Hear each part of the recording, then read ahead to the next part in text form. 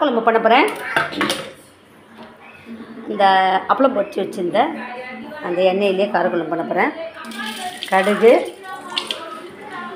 வெந்தயம், காஞ்ச மிளகாய் எல்லாம் போட்டுக்கிட்டேன். அதெல்லாம் நல்லா பொரிஞ்சிச்சு.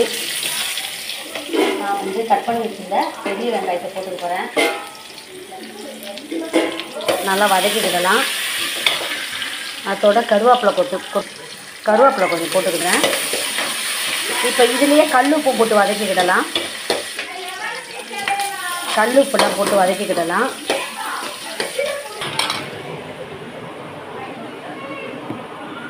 இப்போ சாம்பார் வெங்காயம் அரைச்சி வச்ச சாம்பார் வெங்காயத்தை நான் அதை போட்டு அதையும் வதக்கிக்கிடுறேன். நல்லா வதக்கிக்கிடலாம். வெங்காயம் வதங்கட்டும். தக்காளியும் போட்டுக்கிடலாம். தக்காளி நல்லா வதங்கட்டும்.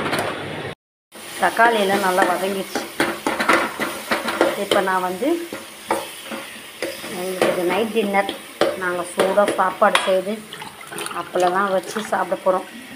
இந்த காயோட இந்த தக்காளி இதோட கத்திரிக்காய் முருங்காவையும் ஃபஸ்ட்டே தக்காளி வெங்காயத்தில் கத்திரிக்காய் முருங்காய் போட்டு வதக்கிட்டு சீக்கிரமாக வந்திருக்கோம். தக்காளி போட்டேன், கொஞ்சம் வேக நேரமாகும். தண்ணி ஊற்றிக்கிடுவோம். தண்ணி கொஞ்சம் வேகட்டும். அடுத்தாக்கில் கொஞ்சமாக குழம்பு மிளகாய் போட்டுக்கிடுவோம். 1 2 3 4 காரமாக உப்பு போட்டிருக்கேன். வேகட்டும் நல்லா.